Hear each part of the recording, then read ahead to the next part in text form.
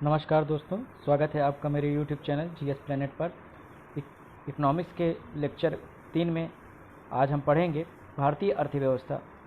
और टॉपिक का नाम है भारतीय अर्थव्यवस्था और उसका सब टॉपिक है अर्थव्यवस्था के क्षेत्रक इंडियन इकोनॉमी में सेक्टर्स ऑफ इकोनॉमी। ध्यान दीजिए, इकोनॉमिक्स में हमें ज़्यादातर चीज़ें इंडियन इकोनॉमी के टॉपिक को पढ़ना है, भारतीय अर्थव्यवस्था से संबंधित चीज़ों को पढ़ना है। उसी में आज हम तीसरा लेक्चर कंडक्ट करेंगे, उसमें सेक्टर्स ऑफ इकोनॉमी पढ़ेंगे। तो शुरू करते हैं।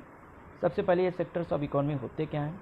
देखिए, इकोनॉमी का मतलब हमने आपको बताया था, अर्थव्यवस्था का मतलब आपको बताया था कि 3 चीज़ सबसे इंपॉर्टेंट है इसमें।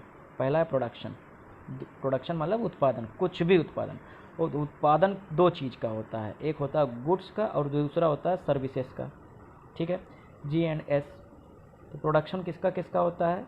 गुड्स और सर्विसेज का। कोई भी वस्तु होगी या सेवा होगी। वस्तु मतलब कुछ भी, आलू टमाटर समोसा जूता चप्पल, कुछ भी, anything which you can physically touch on. ठीक है, वो आपका गुड्स होगा। सर्विस का मतलब है वो चीज़ खरीदी व बेची जा रही है जिसको हम फिजिकली टच नहीं कर सकते, जैसे कि शिक्षा फिजिकली नहीं टच कर सकते, ट्रांसफ़र हो रही है, पैसा दिया जा रहा है। ठीक, चिकित्सा, तो ये सब सेवा होती है। तो चाहे सेवा का उत्पादन हो रहा हो, चाहे गुड्स का उत्पादन हो रहा हो, पहला चीज़ हो गया उत्पादन। दूसरा चीज़ होगा जो उत्पादित हो रहा है उसकी डिलीवरी यानी कि डिस्ट्रीब्यूशन, सही आदमी तक पहुंच रहा है। और लास्ट में होता है कंजम्पशन यानी कि क्या कहते हैं कि उपभोग। तो 3 चीज़ें होती हैं, ये प्रोडक्शन, डिस्ट्रीब्यूशन और ये कंजप्शन। ये तीनों मिलकर एक सिस्टम बनाते हैं। क्या बनाते हैं? एक सिस्टम बनाते हैं। और उस सिस्टम को क्या कहा जाता है?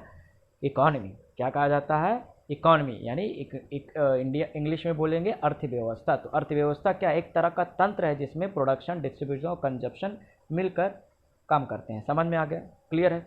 तो यहाँ पर हम बेसिकली उत्पादन के आधार पर हम बात करेंगे। ठीक है, तो उत्पादन के आधार पर ध्यान दीजिए, on the basis of production. अर्थव्यवस्था के 3 क्षेत्र हैं। There are 3 sectors in economy. Every economy 3 sectors, 3 main sectors होते हैं। पहला है प्राइमरी सेक्टर, दूसरा है सेकेंडरी सेक्टर और तीसरा है टर्शियरी सेक्टर। प्राथमिक क्षेत्र, द्वितीयक क्षेत्र और तृतीयक क्षेत्र। ध्यान दीजिए, ज्योग्राफी में इसी चीज को क्रिया बोलते हैं। क्या बोलते हैं? क्रिया। क्रिया मतलब एक्टिविटी। तो चाहे क्रिया बोलो और चाहे क्षेत्र बोलो, बात एक ही है। अर्थव्यवस्था में उसे क्षेत्र कहा जाता है और ज्योग्राफी में उसे क्रिया कहा जाता है। प्राथमिक क्रिया, द्वितीयक क्रिया और तृतीयक क्रिया। तो ये 3 प्रकार के क्षेत्र होते हैं। तो याद रखिएगा, तो कितने? 3, प्राथमिक, द्वितीयक और तृतीयक। अब एक एक करके इनके बारे में जानते हैं। तो सबसे पहले प्राइमरी सेक्टर की बात करते हैं या प्राइमरी एक्टिविटीज़ की बात करते हैं। प्राइमरी का मतलब क्या होता है? प्राथमिक का मतलब पहले, एकदम पहले। तो परिभाषा एकदम सिंपल सी रखनी है। देखिए, मैं आपको बहुत ज़्यादा किताबी भाषा में नहीं पढ़ाऊँगा। जो किताबी भाषा में है उसको आसान भाषा में आपको पहुंचाने का कोशिश करूंगा, क्योंकि आपको चीज़ें समझ में आनी चाहिए। रटने के लिए वहाँ पे काम नहीं आने वाला है। ऐसे क्षेत्र जिसमें मुख्यतः कच्चे माल का उत्पादन किया जा रहा है। यहाँ पर एक ही कीवर्ड आपको पकड़ना है, दैट इज कच्चा माल। समझ में आया? कच्चे माल का अगर उत्पादन हो रहा है तो वो कौन सा क्षेत्र होगा? प्राथमिक क्षेत्र। समझ में? अब आप दिमाग लगाइए, कच्चा माल यानी रॉ मटेरियल्स कहाँ कहाँ प्रोड्यूस होते हैं। तो अगर आप देखेंगे तो एग्रीकल्चर में आपको फिनिश्ड मटेरियल नहीं मिलता है। जैसे अगर एग्रीकल्चर की बात करें, आपको क्या मिलेगा? गेहूँ, मतलब कोई भी अनाज।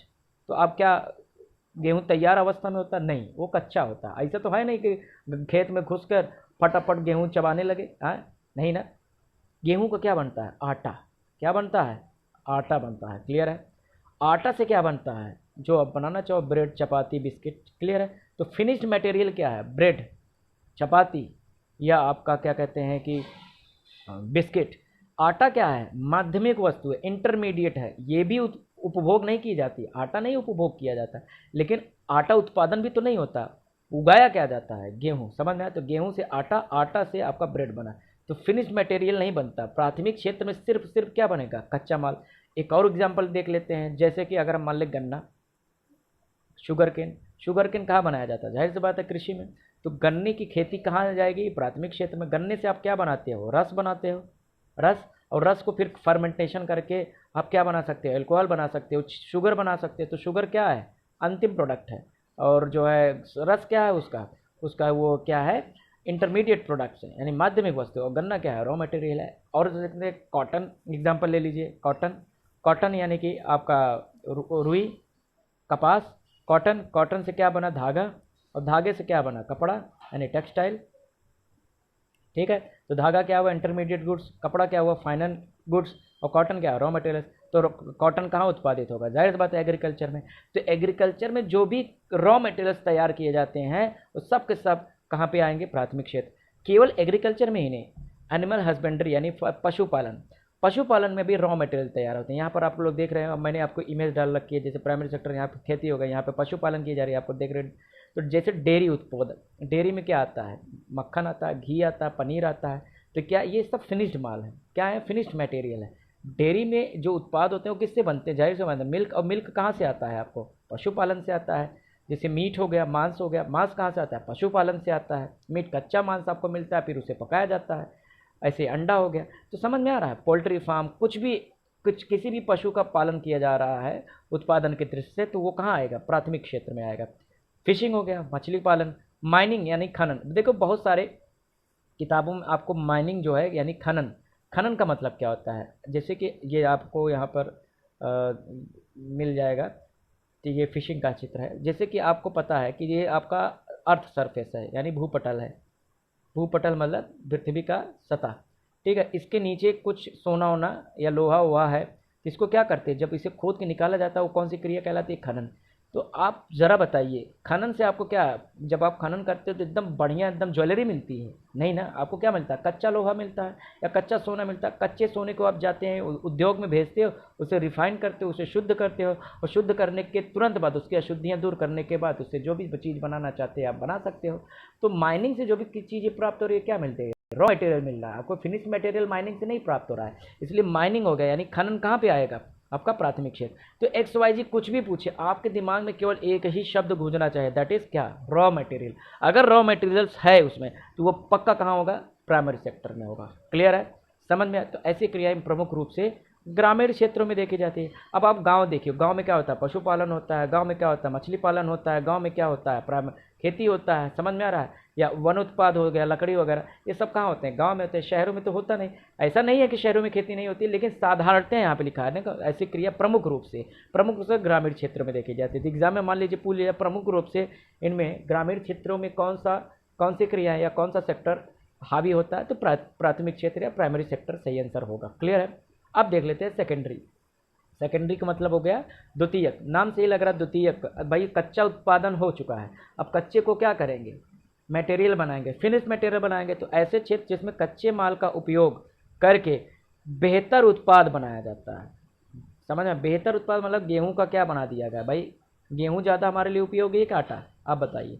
जाहिर सी बात है आटा उपयोगी है। अब यहाँ दार्शनिक होके बातें मत करना कि भैया जब तक गेहूं आएगा नहीं तो आटा मिलेगा नहीं, वो सब फर्जी की बात है। यहाँ हम बात कर रहे हैं क्या, गेहूं हमारे लिए ज़्यादा। अगर आपके पास गेहूं भी हो और आटा भी हो तो किसको चुनोगे, जाहिर सी बात है आटा लोगे ना, क्योंकि गेहूं से ज़्यादा वैल्यू किस में है, आटा, क्योंकि उसमें वैल्यू ज़्यादा जनरेट हुआ। क्लियर है। लेकिन अब आपको हम देते हैं गेहूँ आटा के अलावा आपको सीधे रोटी दे देते हैं। अब बताओ क्या लोगे, अगर आप भूखे हो तो आटा लोगे नहीं ना, गेहूँ लोगे ना, नहीं ला, सिका लोगे रोटी, क्योंकि रोटी में अब ज़्यादा वैल्यू डाल दीजिएगा। तो रोटी क्या है, फाइनल गुड्स है, फिनिश्ड गुड यानी जिसे हम बोलते हैं फिनिश्ड गुड यानी अंतिम वस्तु। आटा क्या है, मध्यम वस्तु यानी इंटरमीडिएट गुड्स होती है। क्लियर है।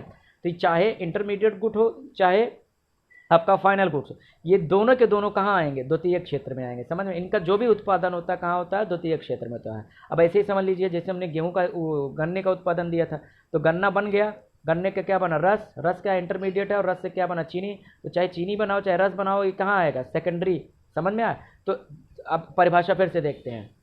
ऐसे क्षेत्र जिसमें कच्चे माल का प्रयोग करके बेहतर उत्पाद बनाया जाता है, अर्थात उसमें कुछ वैल्यू ऐड की जाती है। वैल्यू मतलब मूल्य, उसमें मूल्य की वृद्धि होती है, द्वितीय क्षेत्र कहलाते हैं। इनमें तैयार किए हुए वस्तुएं या तो इंटरमीडिएट गुड्स होते हैं या तो फिनिश्ड होती है। चाहे फिनिश्ड हो चाहे इंटरमीडिएट, दोनों के दोनों द्वितीय क्षेत्र में आएंगे। क्लियर है। जैसे आप कॉटन का ले लेते हैं, कॉटन आया, कॉटन क्या है, प्राइमरी, जाहिर से बात है प्राइमरी में जाएगा, रॉ मटेरियल है। कॉटन से क्या बना, धागा। तो कहा धागा कहाँ, खेत में बनाओगे, कहाँ बनाओगे, जाहिर सी बात है हैंडलूम या पावरलूम में बनेगा। ठीक है। स्पिनिंग करके इसको जो है क्या कहता है, इसकी कताई की जाएगी, काटा जाएगा, उसके बाद इसका क्या होगा, बुनाई होगी, कहाँ होगी, टेक्सटाइल में। तो टेक्सटाइल क्या होता है, इंडस्ट्री होगा। हैंडलूम क्या होता है, इंडस्ट्री होता है, उद्योग होता है। तो धागा भी उद्योग में जाएगा, ये भी उद्योग में जाएगा। उद्योग कहाँ आता है, सेकेंडरी सेक्टर में। क्लियर है।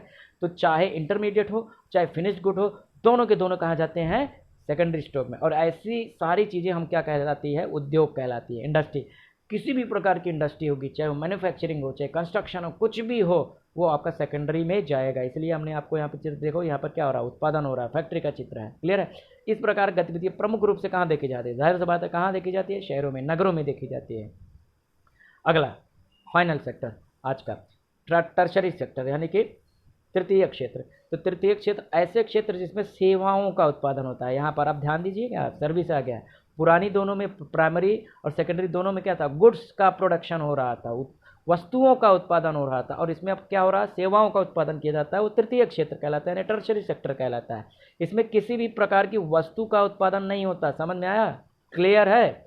जैसे शिक्षा से, एजुकेशन, मैं आपको पढ़ा रहा हूँ तो क्या आपको आटा बेच रहा हूँ, नहीं ना, आपको मैं क्या कर रहा हूँ, मैं चीज़ें एक्सप्लेन कर रहा हूँ। तो मेरी चीज़ों को आप समझ रहे हैं तो ठीक है, नहीं समझ रहे हैं तो और भी ठीक है। तो ये शिक्षा क्षेत्र है, क्या है, मैं आपको सर्विस प्रोड्यूस करके दे रहा हूँ। चिकित्सा क्षेत्र, आप डॉक्टर पास जाते हो, कहते हो भैया मेरी समस्या है, तो वो क्या करता है, आपकी समस्याओं को दूर करने के लिए क्या देता है, दवाएं लिखता है, तो और आप उसको कंसल्टेशन फीस देते हो। ट्रांसपोर्टेशन, अब आप जैसे मुंबई से आप दिल्ली गए तो आप किससे गए, बस से गए, एरोप्लेन से, किससे गए, जिससे भी गए होगे, क्या करोगे आप, जाहिर सी बात है उसको पेमेंट करोगे ना भैया, कि हम आपने हमको सेवा दी। पर्यटन, टूरिज्म, आप घूमने जाते हो, पार्क में जाते हो तो क्या करते हो, शुल्क देते हो ना, तो क्या है पर्यटन। वाणिज्य एवं व्यापार, यहीं फंसते हैं लोग। वाणिज्य मतलब ट्रेड, कॉमर्स, और व्यापार का मतलब होता है ट्रेड। देखो वाणिज्य और व्यापार में अंतर होता है। वाणिज्य का मतलब होता है कि कोई भी चीज़ जो बनी है, बनने से लेकर यानी प्रोडक्शन से लेकर कंजम्पशन तक, उसके बीच में जितने भी चैनल आते हैं उस सब कॉमर्स का हिस्सा होते हैं। और व्यापार सिर्फ क्या होता है, बिजनेस होता है, यानी खरीदा और बेचना। क्लियर है। तो सिर्फ खरीदना और बेचना व्यापार होता है, लेकिन उस पूरी प्रक्रिया में शामिल सभी प्रकार की गतिविधियों को जब शामिल कर लिया जाता है तो वो वाणिज्य यानी कॉमर्स कहलाता है। तो ट्रेड एंड कॉमर्स कहाँ जाएगा, जाहिर सी बात है सर्विस में जाएगा। देखो एग्जाम में ये बार बार पूछा जाता है, आपसे पूछा जाएगा व्यापार कौन से क्षेत्र में आता है, तो व्यापार बेटा कहाँ पे आएगा, ये सेवा क्षेत्र में आएगा। कहाँ आएगा, सेवा यानी कि सर्विस सेक्टर यानी कि टर्शरी में आएगा। अब आपको डाउट हो रहा होगा, अच्छा बताओ आप किसी भी दुकान पे जाते हो तो क्या वो उत्पादन करके आपको देता है, नहीं ना। आप मान लो जीन्स खरीदने गए तो वो बना के थोड़ी ना दे रहा है। जीन्स का निर्माण कहाँ होता है, फैक्ट्री में होता है। फैक्ट्री से कहाँ गया, होलसेलर के पास गया। होलसेलर से कहाँ है, रिटेलर्स के पास है, और रिटेलर से आपने खरीद लिया। तो रिटेलर या होलसेलर ने क्या किया, खुद उत्पादन नहीं किया, बल्कि उत्पादित की वस्तु को आपके पास क्या किया, पहुंचाया है। तो एक तरह से उसने क्या किया, सर्विस की है ना, आपके लिए सेवा की है, इसलिए वो सेवा का चार्ज लेता है। उसने क्या किया, कुछ पैसा लगाया, और उसमें से जो उसने इतना मेहनत किया और उसमें कुछ पैसा लगाया, उसका कुछ प्रॉफिट लेकर वो आपको जो है जीन्स या जूता चप्पल जो भी है आप खरीदते हो। अच्छा लड़की है तो कॉस्मेटिक खरीदते जाता, हाँ, तो वही वो सारी चीज़ें सेवा में आ जाती है। क्लियर है। अक्सर गलती हो जाती है, समझ में आ रहा है। तो इस प्रकार गतिविधि प्राय कहाँ देखे हुए, गांव में देखोगे नहीं ना। व्यापार कहाँ देखते हो आप, नगरों में देखते हो। तो प्राइमरी सेक्टर कहाँ देखते हो, आपको कहाँ मिलता है, वो जो है आपको रूरल सेक्टर में मिलता है। अर्बन सेक्टर में आपको सेकेंडरी और टर्शियरी मिलता है। तो अर्थव्यवस्था के कितने क्षेत्र हो गए, अब आप इधर देखिए। हाँ, कितने क्षेत्र हो गए, प्राइमरी एक वर्ड याद रखना, क्या, रॉ मटेरियल, दैट इज, बस क्या याद रखना है, रॉ मटेरियल, इसके अलावा कुछ नहीं।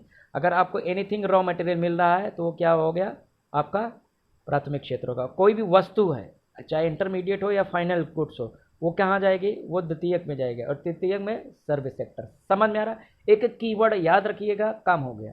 अब आप 20 सवाल आपसे पूछ लिया जाए, आप आराम से जो है प्राथमिक क्षेत्र, द्वितीय क्षेत्र और तृतीय क्षेत्र पहचान लेंगे। क्लियर है।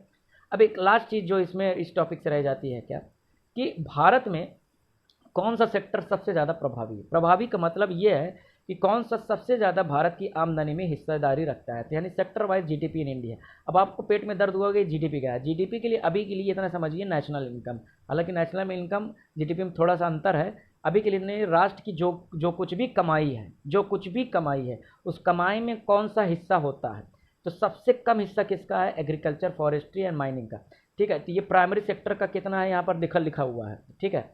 प्राइमरी सेक्टर का कितना है 14.65%, सेकेंडरी यानी उद्योग का कितना है 30.19%, और सर्विस सेक्टर यानी कि आपका टर्शरी सेक्टर का कितना है 55%।